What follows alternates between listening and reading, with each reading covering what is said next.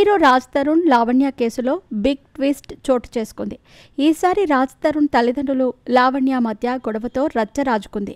ప్రస్తుతం లావణ్య ఉంటున్న ఇల్లు తమదేనంటూ రాజ్ పేరెంట్స్ లగేజ్తో సహా వెళ్లటంతో ఉద్రిక్త నెలకొంది. ఆమెను ఇంట్లోకి అనుమతించటం లేదని రాజ్ తరుణ్ తల్లిదండ్రులు ఆందోళన చేశారు. ఈ క్రమంలోనే లావణ్య రాజ్ పేరెంట్స్ మధ్య వాగ్వాదం జరిగింది. ఈ ఇష్యూపై నార్సింగి పోలీసులకు ఫిర్యాదు చేసింది లావణ్య. రాజ్ తరుణ్ తల్లిదండ్రులు తనపై దాడి చేశారని ఆరోపించింది. తాను 15 ఏళ్లుగా ఉంటున్న ఇంట్లోకి రాజ్ తరుణ్ పేరెంట్స్ 15 మందితో వచ్చి ఇంటిని ధ్వంసం చేశారని చెబుతోంది. అలాగే అసభ్యంగా తన ప్రైవేట్ పార్ట్స్పై తాకారని తెలిపింది.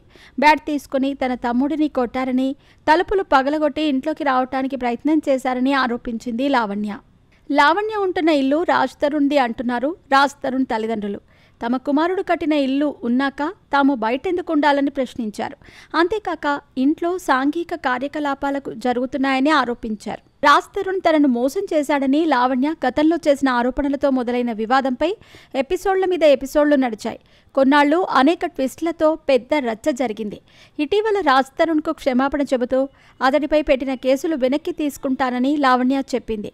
ఇక రాజ్ తరుణ్ లావణ్య వివాదానికి ఫుల్ స్టాప్ పడిందని భావిస్తున్న క్రమంలో ఈ గొడవ జరిగింది. లావణ్య ప్రస్తుతం కోకాపేట్లోని ఓ ఇంట్లోనే ఉంటుంది. రాజ్ తరుణ్ లావణ్య మధ్య గొడవ జరుగుతున్న టైంలో కూడా ఆమె ఆ ఇంట్లోనే ఉంది. రాజ్ తరుణ్ పేరెంట్స్ ఆ ఇల్లు తమదని ఎంట్రీ ఇవ్వటంతో మళ్లీ రచ్చ రాజుకుంది.